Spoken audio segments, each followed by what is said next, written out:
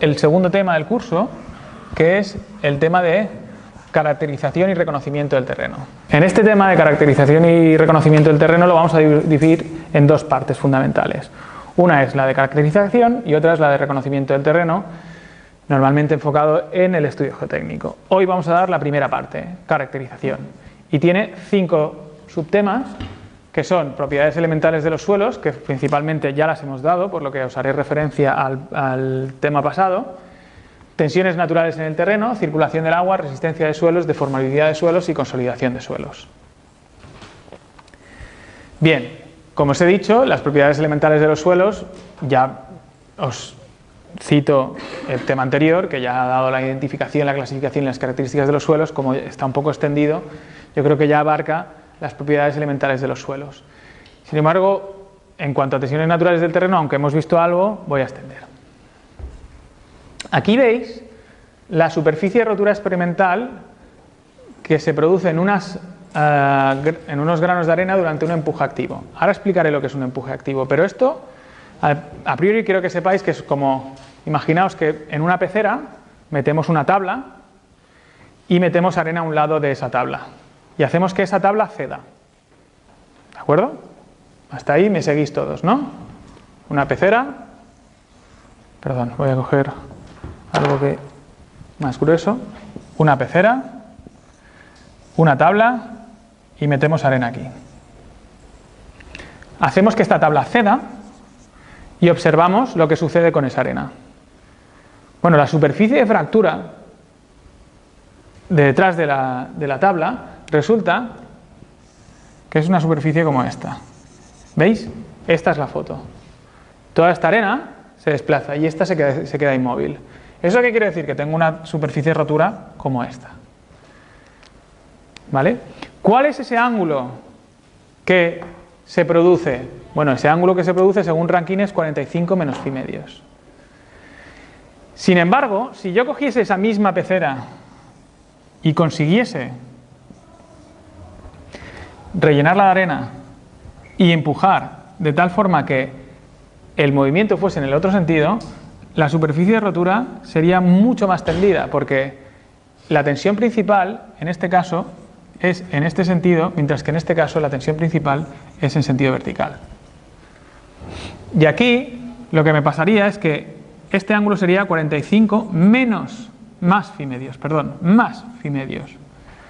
Y mi cuña sería movilizaría mucho más tierra. Y esto, que parece, o sea, os lo tenéis que creer, pero me gustaría hacer una práctica al respecto del laboratorio, pero todavía no tengo los medios, todo se andará. Esto es fundamental, porque cuando la contención cede, moviliza menos tierras que cuando la contención empuja. Tiene su lógica, pero hay que hacer la reflexión. ¿Me explico? ¿Alguna duda a este respecto?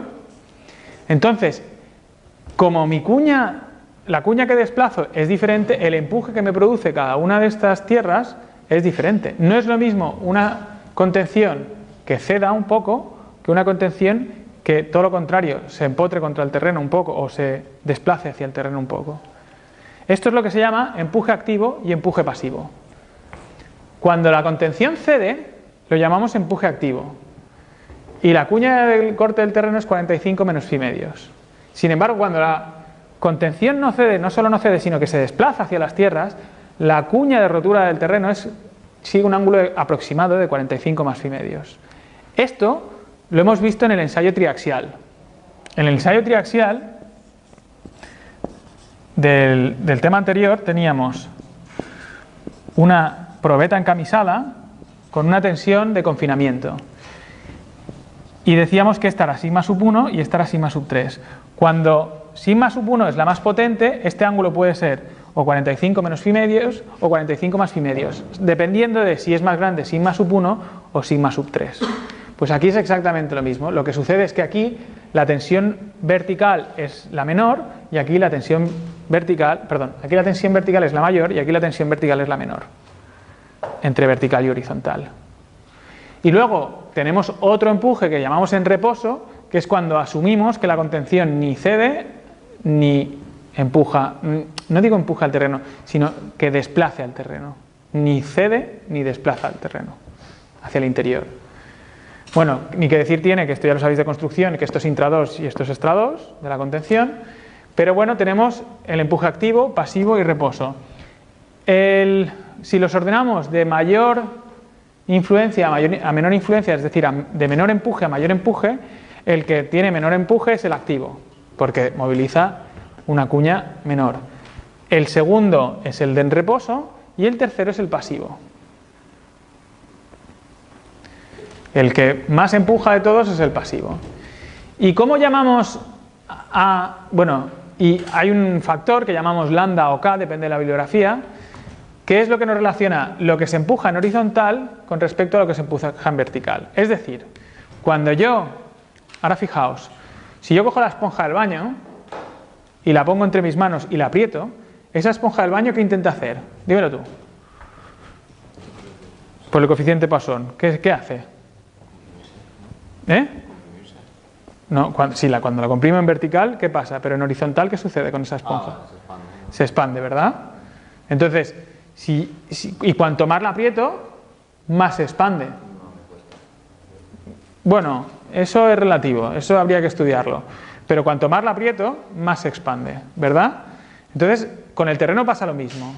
Yo aprieto una partícula de terreno en vertical y esa partícula de terreno empuja a sus vecinas en horizontal. ¿De acuerdo? Y es una relación unívoca.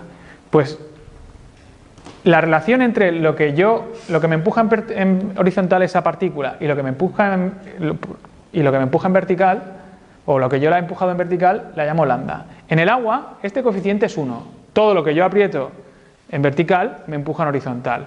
Cuando hago un muro de contención de agua, a mí me da igual que aquí esté la piscina de mi casa o esté el océano Atlántico.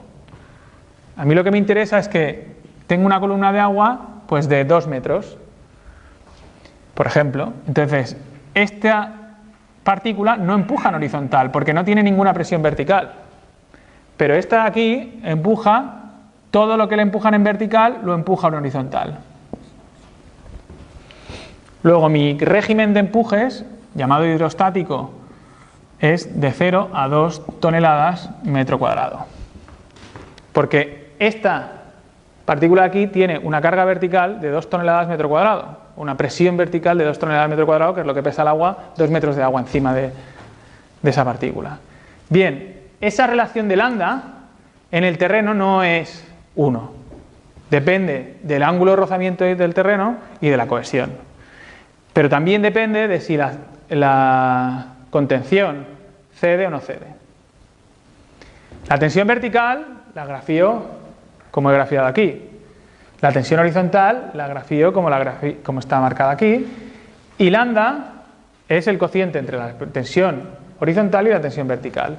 Luego, si yo quiero saber cuánto vale la tensión horizontal, no tengo más que multiplicar lambda por la tensión vertical. De tal modo que si yo analizo en un terreno, en un corte vertical, imaginaos que esto es un corte vertical, y yo quiero saber qué tensiones verticales tengo, pues de aquí hacia abajo voy a tener una tensión vertical creciente. Si os fijáis, claro, la primera partícula no le aprieta a nadie, a no ser que tenga una sobrecarga encima. Pero a 1 metro de profundidad, o a n metros de profundidad, o en esta sección de aquí, tendré una presión que vale el volumen, este volumen de aquí, que vale 1 por 1 por la profundidad, multiplicado por la densidad. Es decir, el peso de este paralelepípedo que está dibujado aquí. El peso de este paralelepípedo es 1 metro por 1 metro, que es la base, por la altura, por la densidad. Esas son las tensiones verticales. Y claro, si a continuación quiero saber, estas son las tensiones verticales, que ya sé cómo crecen a una velocidad de la densidad. Las tensiones horizontales crecen como las verticales proporcionalmente a lambda. Lambda es lo que me relaciona las tensiones verticales con las tensiones horizontales. Luego mi diagrama de empujes será una cosa así, sobre un muro de contención en mensura. Bien, esto es simplificado, luego van sumándose cosas, pero por lo tanto veo que el empuje total será igual a la tensión máxima, que es esta de aquí, por 1 metro de espesor, porque siempre estoy analizando 1 metro de espesor, por la altura, partido por 2. El empuje es este área de aquí, multiplicado por este espesor de aquí, es este volumen de aquí de tensiones, que ya sabéis que ese volumen de tensiones es una fuerza, porque ya habéis hecho estructuras 1, 2 y sobre todo 3, en donde habéis hecho bloques de compresiones en el hormigón. Y un volumen de tensiones a estas alturas ya sabéis que supone una fuerza. Y por lo tanto el empuje es lambda por la tensión máxima por h medios. Lambda por h por la densidad por h medios supone que es esto de aquí. Si os fijáis, me queda una expresión en donde el empuje es la densidad por h al cuadrado partido por 2 por lambda. ¿Y cuánto vale lambda? Pues si recordamos la diapositiva anterior, que os he explicado un poquito más hoy, si os acordáis era densidad por h cuadrado partido por 2 por un valor, que era tangente cuadrado de 45 menos phi medios. Pues según Rankine ya sabemos cuánto vale lambda. ¿Lo veis? Lambda, para el empuje activo, es tangente cuadrado de 45 menos phi medios. Para empuje pasivo es tangente cuadrado de 45 más phi medios. ¿Alguna duda hasta aquí? ¿Cuánto vale lambda pasivo según Rankine? Pues bueno, para el activo lo acabamos de ver, para el pasivo es exactamente el mismo análisis, pero con esta cuña de 45 más phi medios. No lo vuelvo a repetir entero, pero ya sabéis que vale lambda sub A y lambda sub P. Y resulta que si hago caso a esto, lambda sub A y lambda sub P son inversas. Es decir, si para que os hagáis una idea, algo típico, que es decir que el ángulo de rozamiento es igual a 30 grados y la cohesión es 0, lambda sub A vale 0,33 o 0,3 periodo, un tercio, y lambda sub P precisamente la inversa, 3. Para que os hagáis una idea, lambda sub P es del orden de casi 10 veces mayor que lambda sub A. Por lo que ojo con identificar si tengo empuje activo o tengo empuje pasivo. ¿Alguna duda?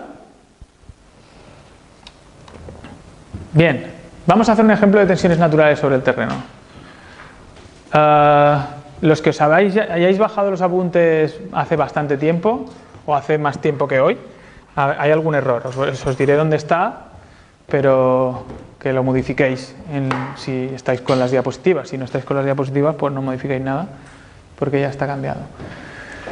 Imaginaos que tenemos una contención que soporta un terreno que está compuesto por dos estratos diferenciados. El primer estrato es una capa de 1 metro que tiene un ángulo de rozamiento de 25 grados y una densidad de 1,8 toneladas. El segundo estrato tiene un ángulo de rozamiento de 30 grados y una densidad de 1,7 toneladas metro cúbico. Bien, lo primero que analizo es cómo se desarrollan las tensiones verticales. Las tensiones verticales crecen, si no tengo sobrecargas, de 0 a 1 por 18 toneladas por metro. ¿Por qué? Porque justo aquí debajo tengo un metro cúbico, bueno, perdón, lo voy a poner justo al lado de la contención. Justo aquí tengo un metro cúbico que está comprimiendo esta sección que estoy marcando ahora. ¿Lo veis? ¿Ese metro cúbico cuánto pesa? Dímelo tú. ¿Ahora? Dime, ¿cuánto pesa ese metro cúbico?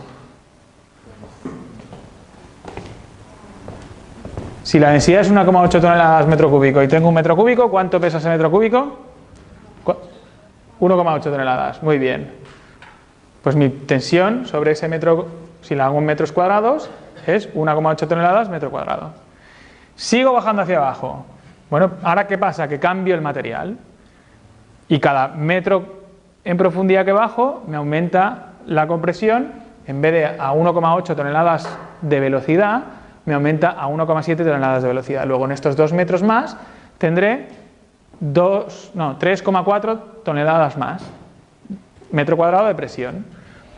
1,8 más 3,4, 5,2. Luego la tensión vertical en este plano de aquí es 5,2 y crece de forma constante. ¿Veis? Estas son las tensiones verticales. Aquí crece un poco más de velocidad, está exagerado a una pendiente de 1,8 y a esta a una pendiente de 1,7. Está exagerado para que se vea que en realidad no serían estas pendientes, pero cualitativamente está exagerado para que se vea mejor. Tensión vertical la tenéis aquí, en el punto A, tensión vertical en el punto E. ¿Cómo se saca? La vertical en el punto A más la altura de A a B multiplicado por la densidad de A a B. ¿Me he explicado? Bien, claro, a cada tensión vertical le corresponderá un diagrama de tensiones horizontales y este diagrama es el que está cualitativamente modificado para los que tengáis los apuntes impresos. ¿Qué sucede? Que yo aquí tengo tensión vertical 0, tensión horizontal igual a 0. Porque lambda, da igual si es 1 o es 7, yo si multiplico algo por 0 me sale 0. Un número diferente de 0. ¿Aquí qué tensión tengo? Pues tengo una tensión que vale 1,8. Pero arriba tengo un terreno que tiene un diagrama, un coeficiente de rozamiento de 25 grados. Diríamos que se desparrama más que un terreno y abajo tengo un terreno que tiene un coeficiente de rozamiento de 30 grados. ¿Qué va a suceder? Que con la misma tensión en este plano, en la cara superior empuja más horizontalmente que en la cara inferior, porque el lambda de la cara superior es mayor que el de la cara inferior. Si os fijáis, si quiero saber cuánto vale la tensión horizontal, es la tensión vertical en A por lambda sub A. Pero lambda sub A tengo dos, en la cara superior y en la cara inferior. En la cara superior de A tengo 1,8 toneladas por tangente cuadrado de 45 menos phi medios, que en este caso phi medios es 25. Phi medios es 25 partido 2, perdón. Y esto me sale 0,7305 toneladas. Sin embargo, por la cara inferior, es decir, este valor de aquí, la tensión horizontal en A será la tensión vertical por lambda sub A, pero lambda sub A cambia porque el tipo de terreno cambia. Y ahora las características de la esponja del baño que os comentaba, esta es un poco más rígida y para que cuando yo aprieto empuja un poquito menos a las vecinas porque su ángulo de rozamiento interno es mayor. Entonces ahí tengo una tensión horizontal que vale 1,8 toneladas por tangente cuadrado de 45 menos phi medios, en este caso phi medios es 30 partido por 2 y esto vale 0,6. Entonces aquí tengo un salto teórico en el comportamiento de empujes horizontales y a partir de ahí vuelve a crecer linealmente porque el terreno es teóricamente uniforme y la tensión en horizontal en B será igual a la tensión que tengo vertical en B multiplicado por lambda sub A en ese punto que es tangente cuadrado de 45 menos 30 partido por 2 que es 1,73. Luego este sería el diagrama de empujes horizontales que hace como un árbol de Navidad de empujes horizontales que tendría en este terreno de aquí, en esta contención que hemos visto en la diapositiva anterior, que es esta de aquí.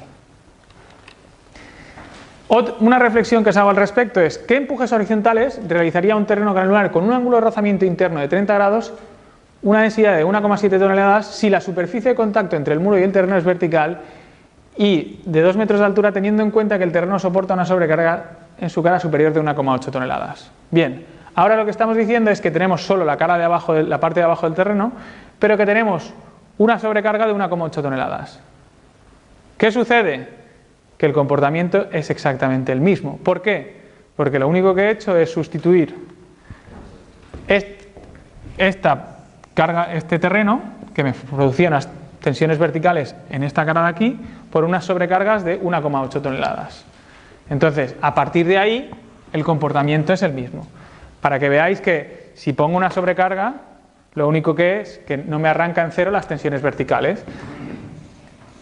Me arranca en 1,8 toneladas. El resto es igual. Si yo sustituyo una sobrecarga por una cantidad de terreno, pues el resto del proceso es exactamente el mismo, solo que borrando la parte de arriba. ¿Me he explicado? Bueno, ejercicio de consolidación en casa. Tenéis que hacer que utilizando el informe geotécnico de Gravas, deduce los empujes sobre un muro de contención situado donde el sondeo 1. La cota superior del muro es la de menos 4 metros y la cota inferior es de menos 7,5 metros, según el sondeo 1. Si el depósito de tierras en la cara superior de las tierras contenidas, sin depósito de tierras en la cara superior de las tierras contenidas, pero con una sobrecarga de 1 tonelada a metro cuadrado y no tengas en cuenta la cohesión. Cogéis el informe geotécnico y os planteáis, además de ver los vídeos, os planteáis esto. Nivel freático o nivel piezométrico. El nivel freático se define como el lugar geométrico de los niveles que alcanza la superficie del agua en pozos de observación en libre comunicación con los vacíos del suelo in situ. También se define como el lugar geométrico donde la tensión del agua es nula respecto a la atmosférica. ¿Esto qué quiere decir, básicamente? Que el nivel freático no tiene por qué ser horizontal siempre. Si se introducen en el suelo tubos agujereados de observación, el nivel alcanzado por el agua estática corresponderá al nivel del agua en el suelo, o sea, se obtendrá el nivel freático, por debajo del cual el suelo y la roca están sumergidos y por encima del cual el agua se puede elevar por capilaridad. Entonces yo tengo un nivel freático, por debajo tengo el empuje de Arquímedes y por encima puedo tener capilaridad de ese nivel freático. Ese nivel freático, como os he dicho, bueno, pues tiene diferentes posibilidades. Me puede pasar que tenga una capa impermeable y que se me produzcan dos niveles freáticos. ¿Me explico? Porque se me puede producir un depósito de agua que no se desagua porque tiene una capa impermeable debajo. Me puede producir pozos artesianos. Yo puedo tener un nivel freático que sigue una capa impermeable y que por el empuje de Arquímedes intenta salir por un pozo artesiano, porque su nivel natural es este de aquí, el nivel freático es este, pero está, entre comillas, naturalmente contenido por una capa de un estrato impermeable e intenta salir el agua. Bueno, la gráfica es ya bastante explicativa, yo no sé si con mi explicación lo aclaro o lo desaclaro. La capilaridad la estudiaréis sobre todo en patologías, porque bueno, la capilaridad en los muros de carga de plantas bajas y sótanos, pues bueno, genera humedades, pero como concepto físico se puede decir que el contacto de dos fluidos no miscibles, caso del agua y el del aire, produce una atracción entre sus moléculas que se llama tensión superficial. Esto, unido a la tendencia de las moléculas a adherirse a los sólidos, hace que el agua sea retenida por finos canalillos que existen en el suelo, conductos capilares también llamados, a veces llenos de aire. Estas fuerzas de retención constituyen las llamadas fuerzas capilares y están gobernadas por la ley de Joule. Lo que sucede es que en un capilar la tensión que se produce tiene este sentido de aquí y este sentido de aquí, por lo que tiene intenta adherirse en los laterales, pero sobre todo también intenta subir. Esto sucede para unos diámetros de capilar muy finos y se resume la ley de Joule en que la extensión del capilar es inversamente proporcional al radio del tubo. Cuanto más fino sea el tubo, más extensión hay en el capilar de agua, por capilaridad. Otro aspecto que también conviene tener en cuenta es la humedad de contacto y la cohesión aparente. Os leo. Si la arena está solo húmeda, existe una humedad de contacto. Las fuerzas producidas se pueden representar como en el gráfico de la figura. Entre dos partículas sólidas que contactan en un punto M, las fuerzas de la humedad, de la humedad de contacto tienen una resultante vertical P, que tiende a mantener unidos los granos con un efecto similar al de la cohesión. Todos hemos estado en la playa, todos nos acordamos de que si yo hago un castillo de arena con arena seca, me aguanta un poco menos que si lo hago con arena relativamente húmeda. Esto no es la cohesión per se, que estudiaremos más adelante, sino que es una cohesión aparente entre granos de arena. Los suelos cohesivos son los limos y las arcillas. Las arenas no tienen cohesión, tienen esta cohesión aparente que se produce por la humedad. Pero ¿qué pasa con esa cohesión? Que es muy poco fiable, porque si yo la colmato, es decir, si yo hago un castillo de arena con arena un poco más húmeda y confío en que esa arena más húmeda aguante para siempre, ya sé que no es cierto, porque en cuanto se vaya la humedad pasará a ser arena seca y esa cohesión aparente desaparecerá. Pero es que también si colmato de agua, si yo cojo un castillo de arena con humedad y lo lleno de agua, esa cohesión aparente desaparecerá, porque se colmatarán todos los intersticios de agua y entonces ese proceso que estáis viendo que se ha definido ahí, pues no se producirá. Por eso a este fenómeno se le llama cohesión aparente de las arenas. Hay que recalcar lo de aparente, ya que si se sumerge el suelo o se seca, esa tensión superficial aparente desaparece y produce la consiguiente desintegración del esqueleto o conjunto de parte sólida de la arena. Bien, la humedad de contacto y la cohesión aparente tienen diferentes cuestiones que voy a leer ahora. Si la arena es densa, esa cohesión aumenta, a tal punto su resistencia al corte que existen taludes verticales de bastante altura, los cuales permanecen estables, siempre que esa humedad aparente, o sea, cohesión aparente se mantenga. Baste pensar en las construcciones con arena húmeda que hacen los niños cuando en las playas. Si la arena húmeda se deposita de forma suelta, por ejemplo, es volcada sin compactación posterior, la cohesión impide que las partículas se asienten en formas más estables y esto reduce la capacidad de carga a casi cero. Es decir, si yo muevo esa arena con humedad, con cohesión aparente y no la compacto bien, pues su resistencia es muy limitada. Si la arena de los 30 o 60 centímetros superiores se mojara suficientemente, se eliminaría la tensión superficial. Esto ya os lo he comentado, porque se saturarían los rellenos y evitarían esta cohesión aparente. Bien, en general tenemos que tener en cuenta el movimiento del agua en el suelo y este fenómeno de movimiento de agua en el suelo se llama permeabilidad. El hecho del movimiento del agua en el suelo nos lleva a la permeabilidad, como estoy diciendo. Se entiende por permeabilidad la capacidad de un material para ser atravesado por un líquido. La permeabilidad de un suelo es la propiedad que tiene ese suelo de dejar pasar el agua a través de él. Esto implica una posibilidad de recorrido y exige la existencia de vacíos o huecos continuos. La permeabilidad de los suelos tiene efectos decisivos sobre el coste de obras y dificultades de construcción cuando tengo que hacer excavaciones a cielo abierto. Es decir, cuando yo tengo que hacer un agujero para hacer un sótano, la permeabilidad me afecta mucho si tengo el nivel freático más alto de la cota de cimentación. Fijaos, si yo estoy en un suelo o un solar y hago una excavación, si mi nivel freático está aquí, a esta altura, ¿qué va a suceder? Pues que me va a salir agua por aquí, ¿verdad? Bien, ¿esto cómo lo resuelvo? Bueno, pues tengo varias maneras de resolverlo, pero lo normal es hacer pendientes y hacer pozos y poner bombas. Y estas bombas van a ir extrayendo agua durante todo el proceso de obra hasta que consiga hacer un vaso para que este agua no me entre dentro del edificio o dentro de esta excavación que he hecho. ¿Qué sucede? Que si tengo un terreno muy permeable, la cantidad de agua que me va a entrar va a ser del todo, no digo del todo incontrolable, pero va a ser mucho más cara de mantener, porque va a tener que tener más bombas extrayendo agua. Tenéis que saber que la permeabilidad sigue los teoremas de Bernoulli y la ley de Darcy, y que hay terrenos más permeables que otros. Si yo os pregunto a priori sobre arenas, gravas, limos y arcillas, ¿cuál es el más permeable? Utilizando la lógica me tendríais que decir cuáles son muy permeables y cuáles son poco permeables. ¿Cuál crees que puede ser permeable? ¿Qué terreno crees que puede ser permeable? Atendiendo a arenas, gravas, arcillas y limos. Esa clasificación que hicimos al principio de la primera clase.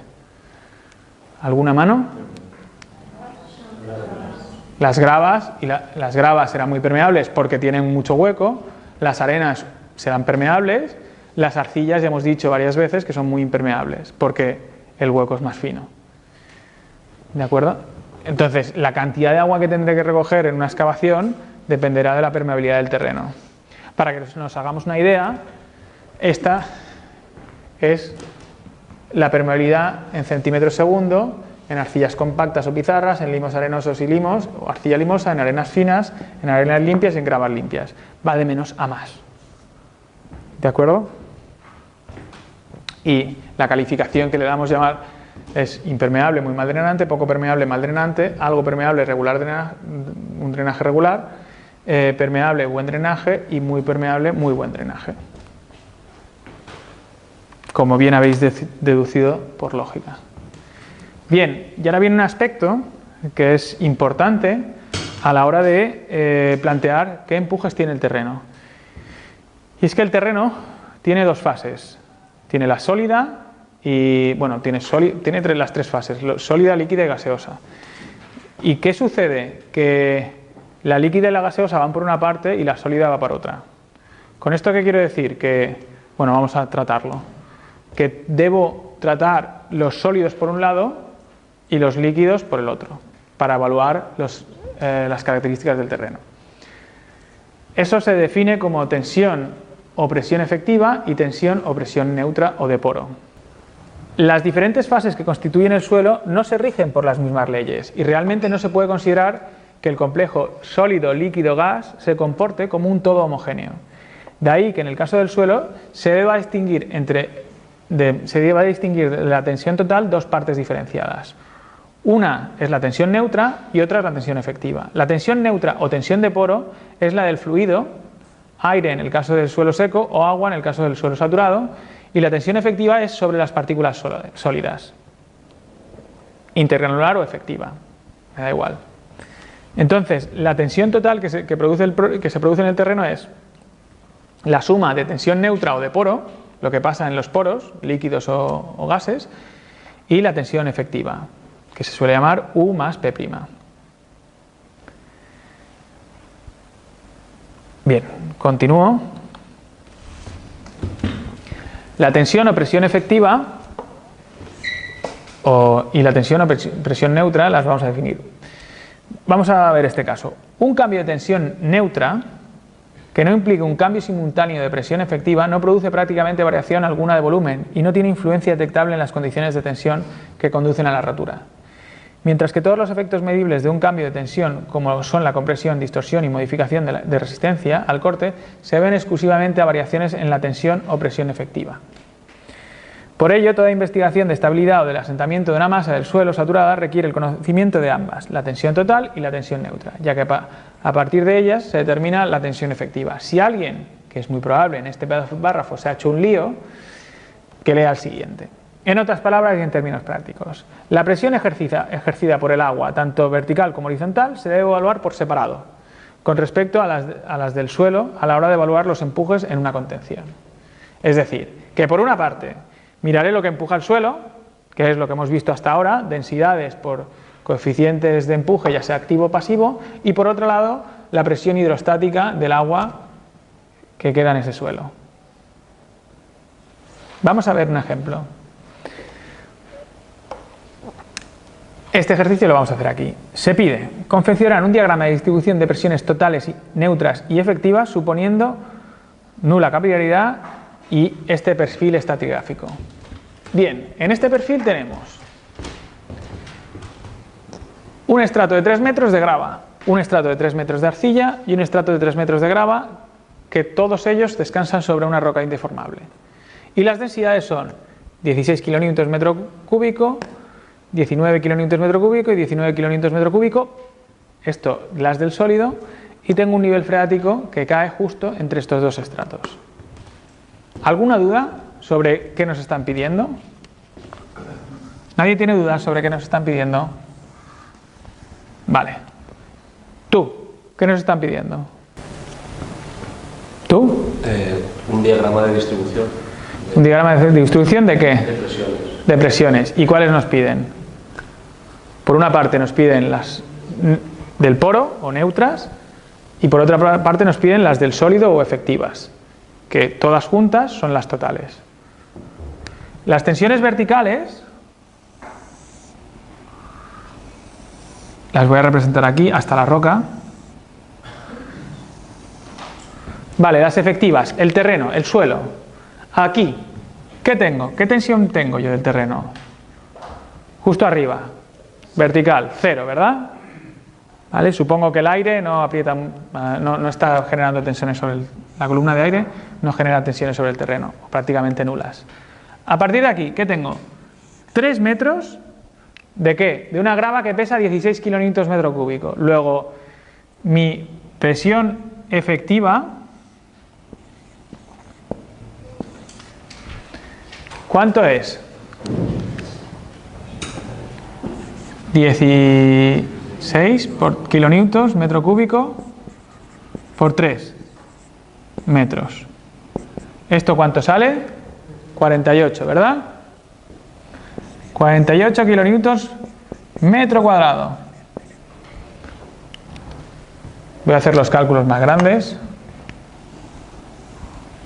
por si luego en la grabación no se ve.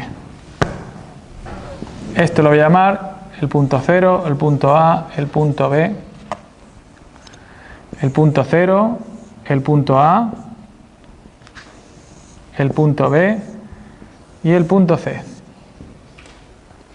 Tensión efectiva en 0 es igual a 0. Tensión efectiva en A es igual a 16 kilonewtons metro cúbico por 3 metros, es decir, 48 kilonewtons metro cúbico. Metro cuadrado, perdón. Gracias. Muy bien. Ahora la tensión de poro.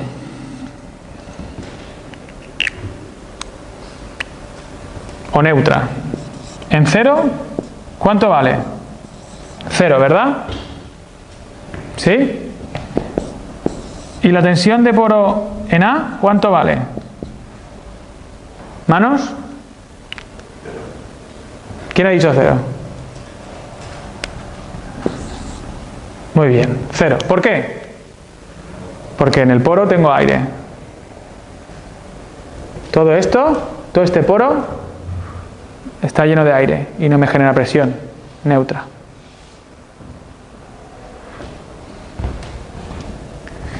Bien, vamos a continuar. En el punto B, ¿cuánto vale la tensión efectiva?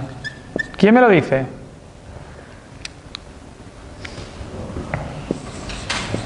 La tensión efectiva en B, ¿cuánto vale? Vale la tensión efectiva en A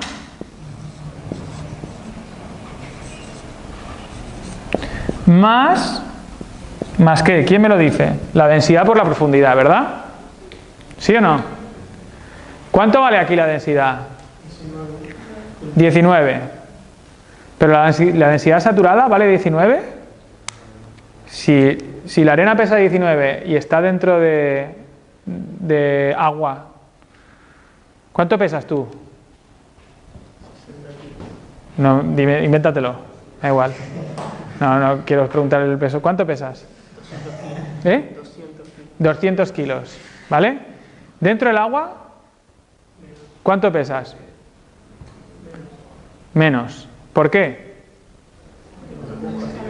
Porque hay un empuje de Arquímedes equivalente al volumen del agua que desplaza, al peso del volumen del agua que desplaza.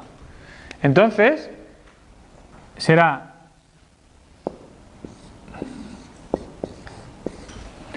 esto será lo que tenga de densidad efectiva. Mi densidad no será 19, sino será 10. Aproximando la gravedad a 10 metros segundo, tendré la densidad del terreno menos la densidad del agua.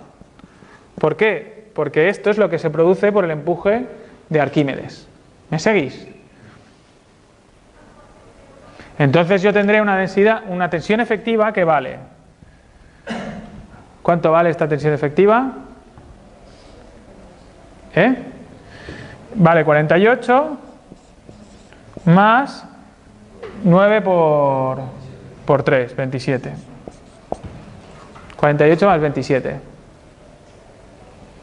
Que suma tensión efectiva en el punto B será igual a 50 más 30 menos 3, que es 77, ¿no? No, 75, perdón.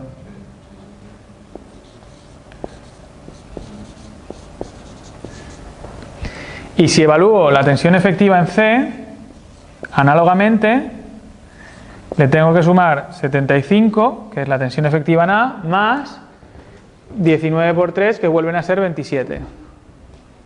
Perdón, 9 por 3, que vuelven a ser 27. Es decir, 102 kilonewtons metro cuadrado. Luego mi tensión efectiva crece a una velocidad de 16, luego crece a una velocidad de 9 por metro y sigue creciendo a una velocidad de 9 por metro. Tengo una pendiente que hace así y así. Aquí es 16, aquí es, bueno, aquí es, no es 16, es 16 por 3 es 48. Aquí es 75 y aquí es 102. una pendiente de 16 y una pendiente de 9. ¿Me seguís? ¿Puedes explicar otra vez por qué el 10 kilonewton por metro cúbico? Vale, ¿cuánto pesa el agua? Una tonelada de metro cuadrado. Metro cúbico, ¿verdad? Si suponemos que la gravedad, o simplificamos la gravedad de 9,8 metros segundos a 10 metros segundos, una tonelada son 10 kilonewtons, o 9,8 kilonewtons si no la simplificamos. Luego, lo que pesa el agua, esta es aproximadamente la densidad del agua. Y entonces un metro cúbico de terreno desaloja un metro cúbico de agua que pesa una tonelada y de forma simplificada 10 kilonewtons por metro cúbico. Esto es la tensión efectiva. Ahora vamos a ver la tensión de poro o neutra. La tensión neutra, ¿dónde va a empezar? Va a empezar aquí, que es donde tengo yo el nivel freático. ¿Y cómo va a crecer? Va a crecer de forma constante, como con una presión hidrostática. Aquí voy a pasar de 0 a 30 kilonewtons metro cuadrado, perdón, y aquí salto a 60. Porque la densidad del agua es 1, ¿vale? Y uno puede decir, pero al final has hecho lo mismo, Carlos. O sea, lo que me estás quitando de aquí es lo que me estás poniendo aquí. ¿Verdad o no? ¿Sí? Al final uno dice, bueno, pero es que si las sumamos nos da exactamente lo mismo. Y os digo, sí, es cierto, pero estamos analizando las tensiones verticales. Ahora pensad en las tensiones horizontales. En las tensiones horizontales esto lo multiplicaré por 1, porque lambda es igual a 1, y esto lo multiplicaré por un valor menor que 1, para evaluar las tensiones horizontales. ¿Me seguís? No es tanto en las totales, la tensión total, veis que sale la misma, vertical, pero en horizontal, el terreno, la esponja agua, cuando yo le aprieto una esponja de agua, empuja a sus vecinas con la misma fuerza con la que yo la aprieto, porque es incompresible. ¿De acuerdo? Sin embargo, la esponja terreno empuja menos a sus vecinas. Es menos... no sé cuál sería la palabra. ¿Me he explicado? Esto, la suma total, haría una cosa así, en donde las pendientes fuesen 16, 19 y 19, la suma de esto más esto. Pero no busco la suma de los dos porque tengo que tratar de forma diferente cómo se comporta un sólido y cómo se comporta un líquido. ¿Dudas? ¿El total sería la suma de los dos? A ver, en vertical, sí, las totales sería la suma de los dos. Es esto que he hecho en unidades continuas, sería 102 más 60, el máximo. ¿Vale? Que es lo mismo que coger estas densidades y irlas transmitiendo hacia abajo. Lo que pasa es que cómo empuja el sólido y el líquido lateralmente es diferente. ¿Me explico? Bien. No, lambda no he cogido nada, ¿eh? La densidad, y lo que he hecho es, esta es la densidad aparente y una densidad saturada es esta densidad menos la densidad del agua, el empuje que produce Arquímedes hacia arriba. Sí, 19 menos 10, 9. Podría haber hecho 19 menos 9,8, pero aquí andaríamos con decimales cuando lo que se trata aquí es de hablar de conceptos y no de una precisión de este estilo. ¿Alguna duda hasta aquí? Otro fenómeno que sucede en geotecnia es el sifonamiento o ebullición. Resulta que hay un tipo de contención que se llama por tablestacado o por pantallas, en donde yo introduzco una pantalla o un tablestacado con mucha más profundidad de la que necesito, bueno, de la que necesito no, de la que quiero excavar. Y entonces, ¿qué sucede? Que puede pasar que, como he comentado antes, el nivel freático esté por encima de la cota más baja de tierras que estoy excavando. Bien, resulta que el agua tiende a ir en este sentido, tiende a hacer estas circulaciones que veis dibujadas en el gráfico, del extra 2 al intra 2. Ese agua, cuando roza con la arena que está, en la que está embebida, aumenta la presión efectiva. Claro, cuando yo estoy analizando estas capas de aquí y el agua circula de arriba hacia abajo, lo único que tengo es más presión efectiva, luego como si la arena pesase más. ¿De acuerdo? Emulando o tratando de que penséis en los ejercicios anteriores que hemos hecho. Pero cuando la circulación del agua es hacia arriba, la presión efectiva se reduce hasta tal punto que el agua puede hacer que la presión efectiva sea cero. Ese fenómeno se llama ebullición, ¿de acuerdo? O sifonamiento. Os lo leo. Si el agua circula hacia arriba, la fricción entre el agua y las paredes de los vacíos tiende a levantar los granos del suelo. La arena pierde su consistencia aparente y da la impresión de entrar en ebullición. A este estado se le llama sifonamiento o licuefacción. Esto sucede cuando la presión media de filtración se hace igual al peso de la arena sumergida. Para evitar este sifonamiento de suelos arenosos en excavaciones bajo nivel freático, se deberá proyectar la longitud del clavado de la pantalla despejando X de la siguiente expresión conocidos los datos del terreno, que son densidad del agua, densidad aparente, factor de seguridad y altura del nivel freático y X, que es profundidad del clavado.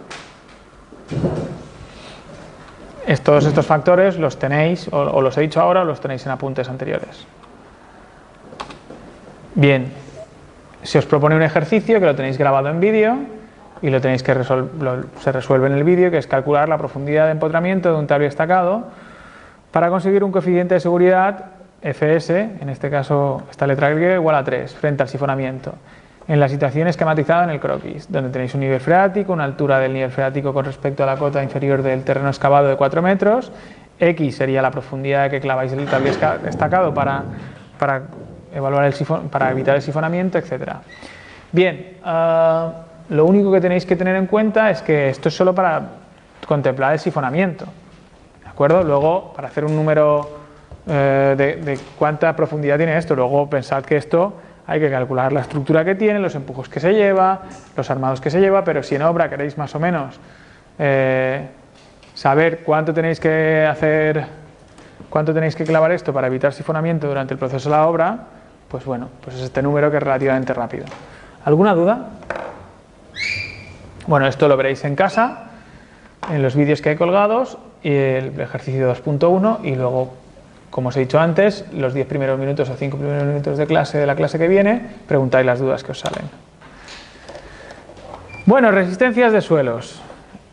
Sobre la caracterización, siempre tenemos que las rocas, la tensión admisible de las rocas es 500 kilonewtons metro cuadrado. 500 kilonewtons metro cuadrado en kilos centímetro cuadrado, ¿cuánto es?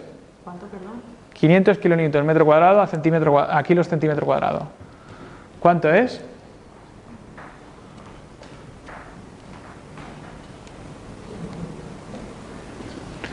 ¿Cuántos kilos son un kilonewton si aproximamos la gravedad a 10 metros segundo cuadrado? 10, ¿no? 10, no. ¿Un kilonewton cuántos kilopondios son? Un kilonewton son 1000 newtons. ¿Y cuántos kilopondios son? 100. Un kilonewton es un tío sentado encima de una butaca relativamente pesada. ¿Vale? 100 kilos. Entonces, 500 kilonewtons son un 5 y 4 ceros, es decir, 50.000 kilos. Y un metro cuadrado, ¿cuántos centímetros cuadrados son? No, 10.000, 100%. Entonces, 500 kilonewtons metro cuadrado son 5 kilos centímetro cuadrado. 5 kilopondios de fuerza centímetro cuadrado. Este cambio de unidades lo tenéis que hacer muy rápido, porque en el código técnico está así y la gente piensa en kilopondios centímetro cuadrado en cuanto a geotecnia se refiere.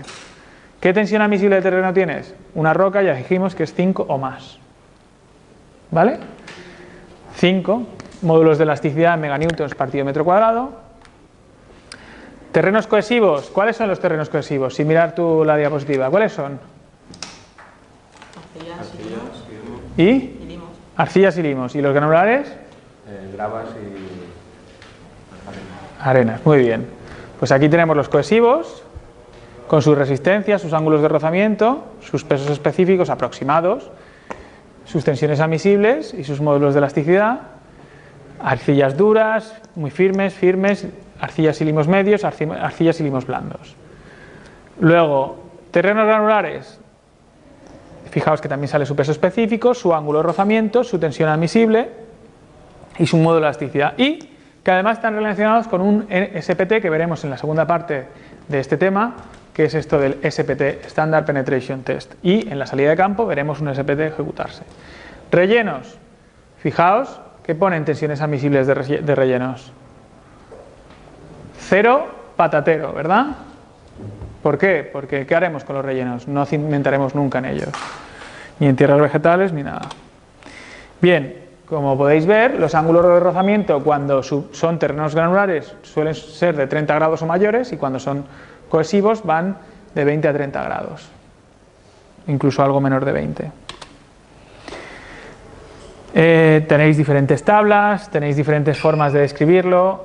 Los ángulos de rozamiento también tenéis otra tabla en donde, dependiendo de la definición, podéis más o menos sacarlo de la bibliografía. Las cohesiones también las tenéis, suelos cohesivos, obviamente aquí solo salen suelos cohesivos, arcillas, margas y limos, o bueno, también turbas, pero bueno, como en ellas no vais a cimentar, tampoco interesa mucho saber qué cohesión tiene. Bien, entonces ya sabéis de dónde sale ángulo de rozamiento y cohesión, sale de un ensayo de corte directo, ¿de acuerdo? Eso en los suelos cohesivos. En los suelos granulares es muy difícil hacer un ensayo de corte directo, ¿os acordáis? Yo no puedo sacar una muestra inalterada del terreno de una grava, porque cuando la saco ya se me desparrama y no está confinada. Entonces, lo que suele pasar con los suelos granulares es que yo el ángulo de rozamiento lo deduzco en base a un golpeo. Ya lo veremos más adelante, que es un ensayo in situ del terreno. Bien. Deformabilidad del terreno. A mí, sobre todo del terreno, me preocupa que haya asentamientos diferenciales. Es decir, lo explico de otra manera. Si esa zapata de ahí y esa zapata de ahí, de esos dos pilares, se deforman por igual, el edificio se va a hundir. De forma imperceptible prácticamente, pero no va a pasar nada. El problema es cuando esa zapata de ahí y esa zapata de ahí se deformen o se asienten de forma desigual. Entonces, va a haber un asentamiento diferencial. Y ese asentamiento diferencial es lo que me va a producir fisuras en la tabicaría que está soportando esa estructura o incluso en la estructura. ¿De acuerdo? ¿Cuándo se me pueden producir asentamientos diferenciales? Bueno, pues hay una casuística muy determinada, pero ya veréis ahora de forma rápida cuál es el concepto. Cuando hay variación de espesor y características del estrato compresible, es decir, si mi estrato resistente tiene diferentes espesores. Si las presiones en la cimentación son diferentes, si yo tengo un edificio así y con un zócalo así, claro, aquí no tengo las mismas cargas que aquí y el terreno contesta igual a las cargas, por lo que este edificio se me va a asentar más en esta parte de aquí que en el resto. Esta, por ejemplo, sería la sección del edificio de la SAS en Copenhague, de Arne Jacobsen. Pues aquí debería poner una junta de asiento entre este edificio y este edificio. Una junta de asiento que llegaría hasta cimentación. Grandes áreas cargadas sobre cimentaciones flexibles, cuando tengo losas, esto, cuando tengo losas muy grandes, tiende a deformarse de esta manera, porque aquí tengo menos tensiones que en el centro. También puede pasar que tenga variaciones en las condiciones de compresibilidad del suelo y variaciones en las condiciones de compresibilidad generadas por operaciones constructivas.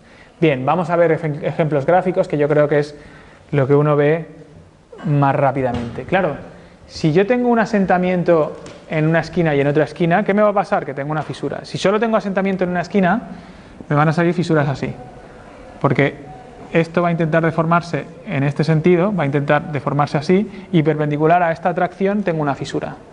Cuando yo tengo un asentamiento ahí, las fisuras crecen, o sea, son una diagonal en donde la parte alta está donde está el asentamiento.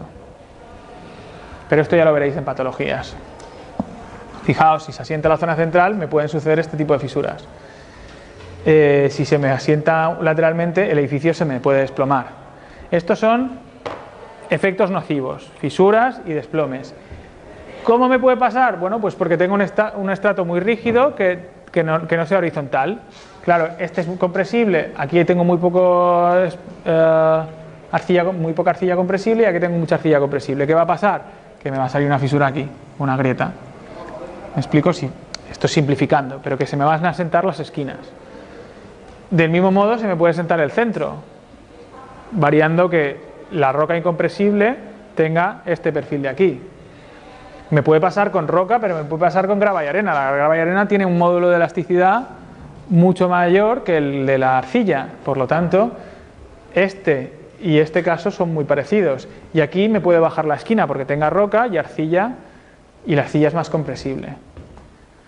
Entonces, en general, ¿cuál es la solución de todo esto? La solución de todo esto es siempre intentar ir a cimentar a un estrato resistente. Yo aquí intentaré poner zapatas que vengan hasta aquí, hasta este estrato resistente, y aquí haré un pozo de cimentación para que el pilar o la zapata correspondiente llegue hasta el estrato resistente, independientemente del perfil que tenga ese estrato resistente y relativamente incompresible. Porque si no lo hago así, si cimento, o sea, lo que está tratando de decir es que este edificio está cimentado casi en diferentes estratos, no en diferentes estratos, sino en diferentes columnas y comportamientos de esos estratos. Me puede pasar que tenga una laja de arena gruesa que tiene más rigidez, entonces pueda tener más asentamiento, o que tenga sencillamente que tenga arcilla sobre una cama rocosa y esa cama rocosa está inclinada. Obviamente intentará bajar y eso me producirá asentamientos diferenciales. Este caso y el anterior es muy similar.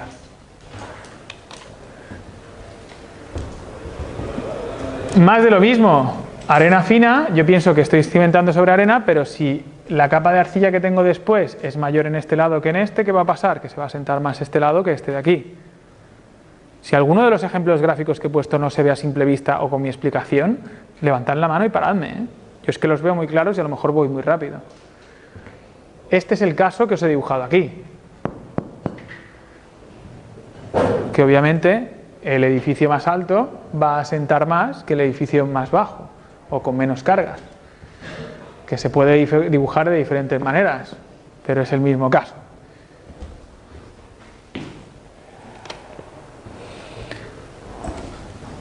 Bien, ¿a qué se debe el asentamiento en los terrenos?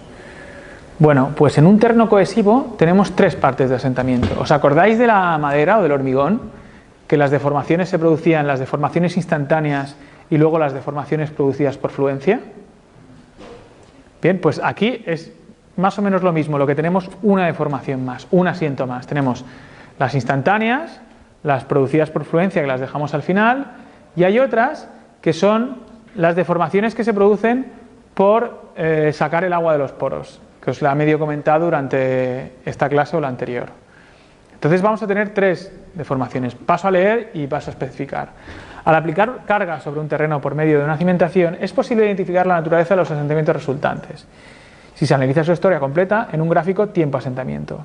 Es viable, entonces, identificar tres componentes que dependen principalmente del tiempo y de los mecanismos que se desarrollan en la microestructura del suelo bajo la acción de los incrementos del esfuerzo. Es normal identificar las tres siguientes componentes del asentamiento, según Holtz en 1991. Tenemos asentamiento inmediato o de distorsión, es lo que en estructuras llamamos deformación elástica o instantánea. Hago una comparativa, no es que sea exactamente lo mismo, porque aquí este asentamiento inmediato no es exactamente elástico. Si quitas la carga no tiene por qué haber una desdeformación igual a la deformación inicial que he tenido, pero bueno. Un asentamiento por consolidación, que os he explicado que este es el que os digo que es diferente al de estructuras, que es el que os comentaré ahora, y un asentamiento por compresión secundaria. En forma aproximada, debido a que no es estrictamente aplicable el principio de superposición, el asentamiento S total sería la suma de los tres anteriores, lo que se puede expresar como S es igual a S sub I más S sub C más S sub S. S sub I es el asentamiento inmediato de distorsión. originada en la distorsión a volumen constante de la masa de suelo cargada, es decir, es aquella parte del asentamiento total que ocurre en forma sensiblemente simultánea con la aplicación de las cargas, principalmente como consecuencia del cambio de la forma, no cambio del volumen en el suelo de cimentación. Esta parte del asentamiento ocurre en tiempo relativamente corto y esta es la característica fundamental, posiblemente antes de terminar la construcción. De aquí proviene la denominación de asentamiento inmediato. Como es la parte que ocurre esencialmente en primer lugar, después de aplicar la carga, también a veces se denomina asentamiento inicial. Bueno, este es el que nosotros conocemos en estructuras como el que se produce porque la estructura se deforma de forma inmediata. Luego está el que no teníamos contemplado ni en madera ni en hormigón, que es el asentamiento de consolidación. Resulta de la reducción de volumen por expulsión de agua de los poros. Esta reducción de volumen por expulsión de agua de los poros puede durar 3, 4 y 5 años, si el terreno es muy impermeable, proveniente del flujo producido por los excesos de presión en los poros. Los esfuerzos resultantes de la carga externa generan los mencionados excesos de presión de poros que dan lugar a gradientes hacia los contornos drenados de una capa que se consolida. Si el suelo es altamente cohesivo o de grano fino, el proceso de consolidación primaria origina un retraso en parte importante de los asentamientos. Es decir, cuanto más impermeable sea el suelo, cuanto más índice de plasticidad tenga, porque más agua es capaz de contener ese suelo cohesivo, más asentamiento de consolidación tengo. Y este asentamiento de consolidación se produce en los suelos cohesivos. En los suelos granulares, el agua se va tan pronto pongo la carga, ¿de acuerdo? Porque el agua circula tranquilamente. Bueno, pues por último tenemos el asentamiento por compresión secundaria, que es el que recordamos que es por fluencia. Os recuerdo que la fluencia es el aumento de deformaciones bajo carga sostenida de los materiales. Tenemos fluencia, como hemos dado en estructuras 2 y 3, en la madera y en el hormigón. En el acero no tenemos fluencia. Y depende del tiempo, pero que puede ocurrir bajo efectos efectivos esencialmente constantes. Fluencia, aumento de la deformación bajo carga sostenida. También a veces se denomina asentamiento por fluencia. Bien, hemos visto que hay 3 tipos de asentamientos, pero en suelos cohesivos, podemos hacer un análisis mucho más directo del asentamiento, que es un edómetro. En un edómetro metemos una muestra de suelo y la vamos comprimiendo. Y vamos viendo cuánto se comprime, midiendo el índice de poros que me queda con respecto a la presión efectiva que estoy introduciendo en esa muestra, que a veces normalmente está saturada. Bien, resulta que yo cojo una muestra de terreno y a medida que le introduzco presión, que está en el eje horizontal, el índice de poros disminuye, se comprime esa muestra, ¿de acuerdo? Bien, resulta que hace una curva como esta, la curva de carga y la curva de descarga. Bien, si el eje horizontal lo represento de forma logarítmica, por lo que hago un gráfico semilogarítmico, resulta que la curva de carga es una línea recta y la curva de descarga es otra línea recta pero con otra dependiente. ¿Vale? Yo imaginaos esta muestra de terreno, la estoy cargando, aquí la descargo, la vuelvo a cargar, las líneas de cargas novales y las de descarga van en este sentido. Entonces tengo 2 tipos de pendiente. Vamos a ver, estas son las líneas de cargas novales y estas son las de carga y recarga, descarga y recarga. Pero ¿qué sucede? Que si yo represento un suelo realmente, cojo una muestra de suelo y hago el ensayo de edométrico sobre una muestra de suelo, resulta que yo cojo este suelo y lo cargo. Y al principio se deforma muy rápido, ¿veis? Tiene mucha... Tengo que introducir mucha presión efectiva para... Todo lo contrario. Tengo que introducir mucha presión efectiva para bajar el índice de poros muy poquito. ¿Eso por qué es? ¿Quién se puede imaginar por qué me sucede que yo una muestra de suelo que he cogido de 3 metros de profundidad, la saco, la empiezo a apretar y no bajo el índice de poros? ¿Por el tamaño? No. Cuando has extraído se ha esponjado, Porque inicialmente esa muestra de terreno, si yo tengo una muestra de terreno a esta profundidad, esa muestra de terreno tiene una carga, que es toda esta carga de aquí, que se la he quitado. Es una muestra inalterada del terreno porque la tengo parafinada o confinada, pero luego cuando la saco, la carga vertical que tiene no existe. Entonces resulta que yo tengo que cargarlo hasta llegar a esa carga vertical que tenía, y a partir de ahí, imaginaos que yo ahora hago una recarga. Una recarga tiene esta pendiente y una carga nueva o noval tiene esta pendiente de aquí. Lo que he hecho hasta aquí, lo único que he hecho es cargarla más o menos a la presión que tenía esa muestra cuando estaba en el terreno. Y a partir de ahí se empieza a comportar de forma diferente. ¿Me explico? Porque esa muestra de terreno ya estaba previamente consolidada. Ya había llegado a un índice de poros muy reducido. Si os fijáis, tengo que meter mucha presión efectiva para bajar muy poco el índice de poros. Y si os fijáis, esta pendiente de aquí tiene más o menos esta pendiente de aquí, que es la de recarga y descarga. Pero la de carga noval tiene una pendiente más grande. ¿Me he explicado? Entonces tengo dos tipos de comportamientos. Uno que es el de carga noval y otro que es el de carga de recarga o descarga. Si os fijáis, el de carga noval es mucho peor, porque carga nueva supone que deformo mucho más el terreno. Luego yo, de alguna forma, puedo trucar el terreno. Yo puedo tener un terreno que tiene mucha deformación. Antes de la edificación pongo una sobrecarga, una cantidad de terreno equivalente a lo que va a ser a lo que va a suponer esa edificación, y lo que voy a hacer es comprimir este terreno. Este terreno que inicialmente está aquí, voy a conseguir comprimirle, bajarle el índice de poros. Luego yo quito este terreno de aquí y mi índice de poros, es decir, yo lo que he hecho es, este terreno le he metido una carga noval, lo descargo, no se deforma tanto, no sube tanto, me subiría hasta por aquí, y luego pongo el edificio. Y cuando se carga de esta manera. Pasa de aquí hasta aquí. ¿Me he explicado? Eso se llama preconsolidar el terreno, y es a lo que va todo este discurso sobre el edómetro.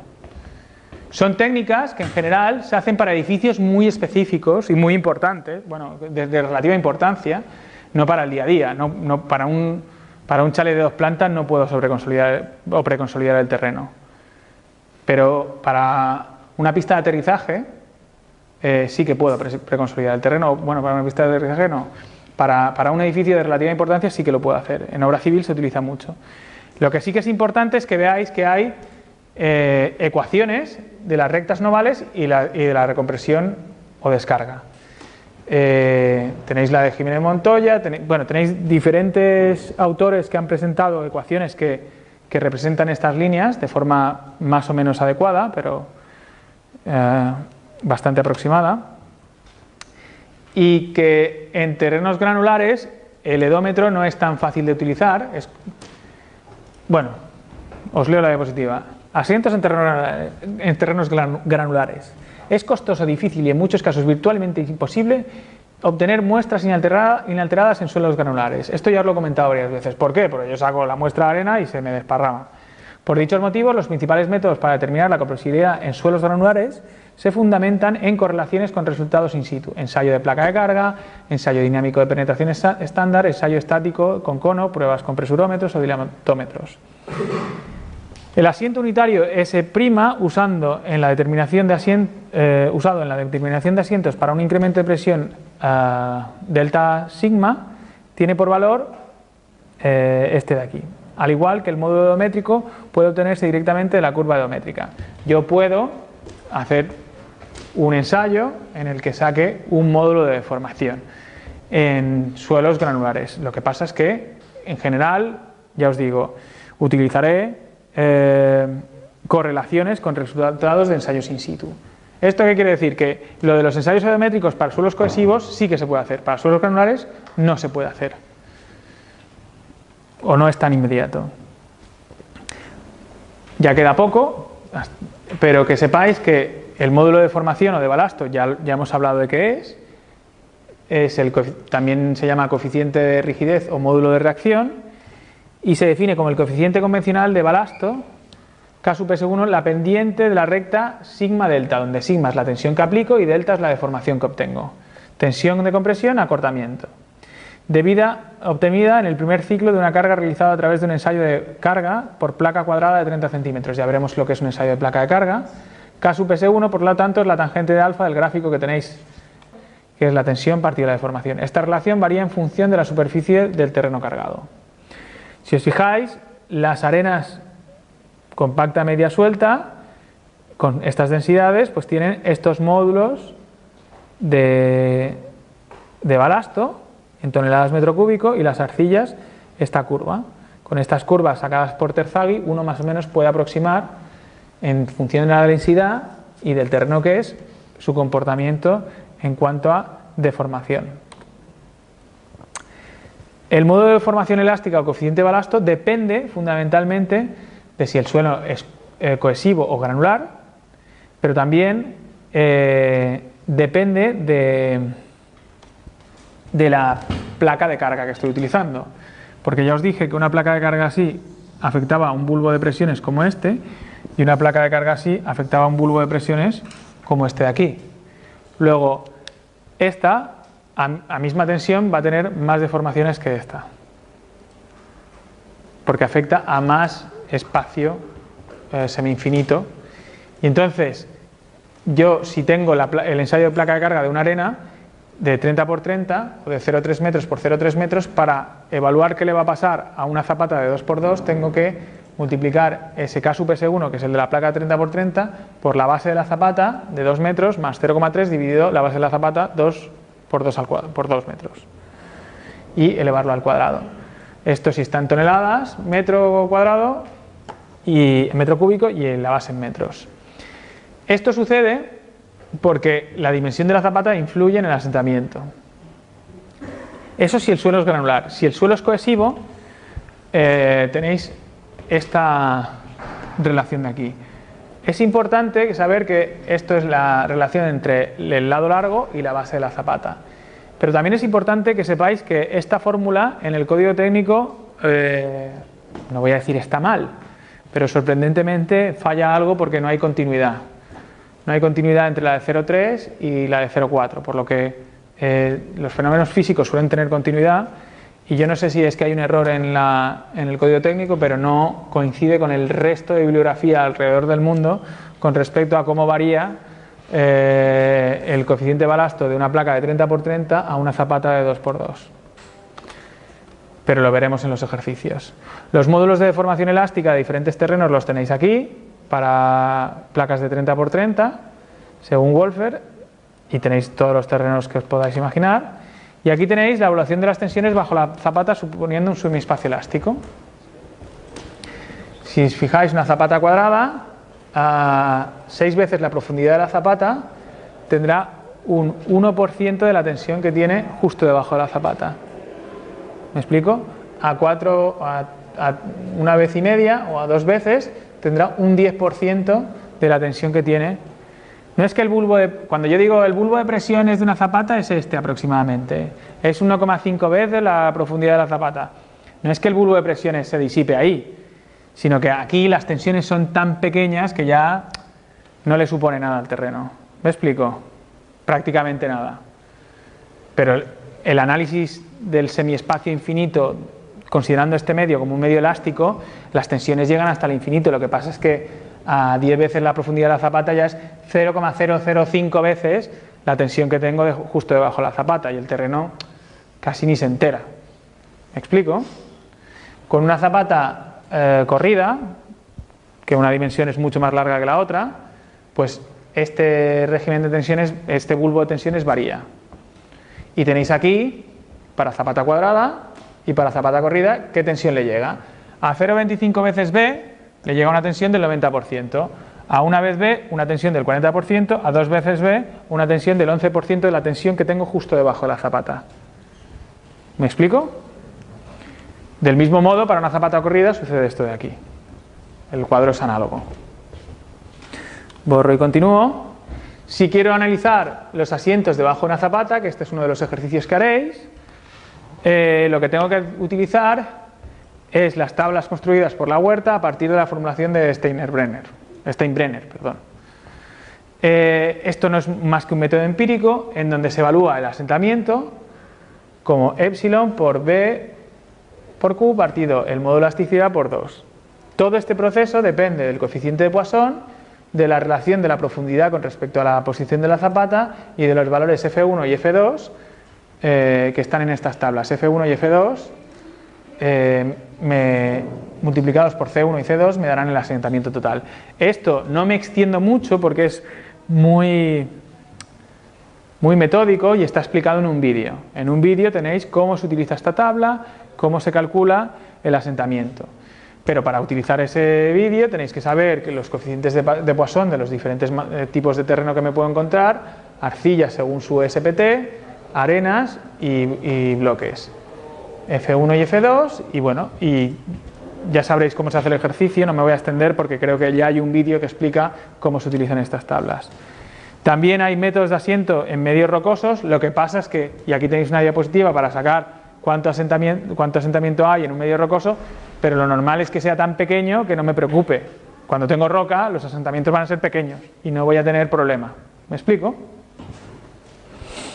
Pero bueno, puedo evaluar el asentamiento como la carga P partido la raíz del área por el módulo de elasticidad por 1 menos el cuadrado del coeficiente de Poisson y por 1 partido beta, donde beta aparece de este cuadro de valores, donde está la relación entre una longitud de la zapata y la otra, y el coeficiente Poisson ya lo hemos visto antes, que los tenéis ahí, y los módulos de elasticidad los tenéis aquí para diferentes tipos de roca, granito, basalto, gneiss, cuarcita, etcétera. Bien, el ejercicio que tenéis en un vídeo para repasar estas diapositivas es este de aquí.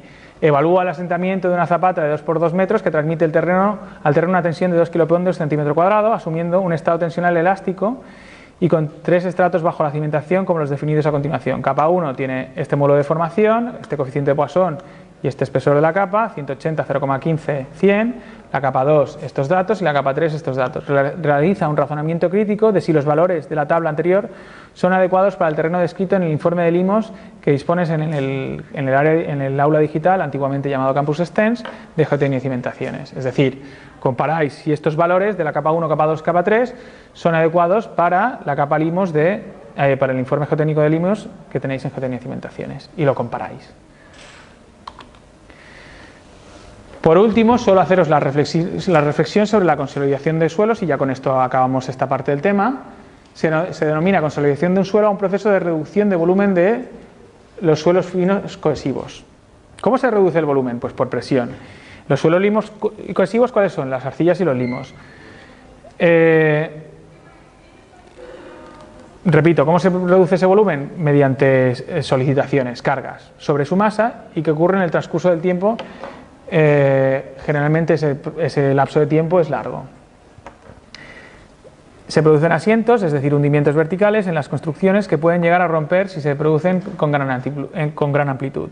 Es un proceso asintótico, es decir, que el comienzo es más veloz y se va haciendo cada vez más lento hasta que el suelo llega a una nueva situación de equilibrio en la que ya no se mueve.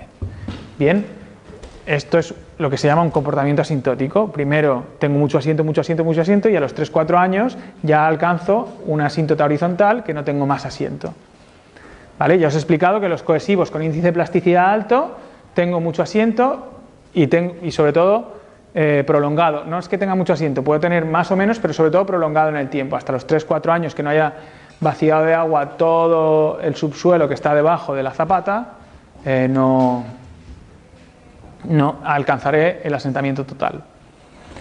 Y luego aquí viene lo que os he explicado de preconsolidar un terreno. En muchos casos es necesario preconsolidar el suelo antes de proceder a la construcción de una obra importante, como puede ser, por ejemplo, un edificio o una carretera. La preconsolidación se hace en el terreno con un peso semejante o mayor que el que deberá soportar una vez construida la obra. Para esto se deposita en la zona interesada una cantidad de tierra con el peso equivalente de la obra. Bien, esto se hace con análisis edométricos y sobre suelos cohesivos. ¿Vale? En general no os lo vais a encontrar, pero que sepáis que podéis preconsolidar en alguna obra grande que hagáis, aeroportuaria o en alguna obra que tengáis que controlar mucho el asentamiento y tengáis un suelo muy cohesivo y muy, digamos, entre comillas, malo, pues puede hacerse este tipo de preconsolidación. Y con esto acabamos esta parte del tema.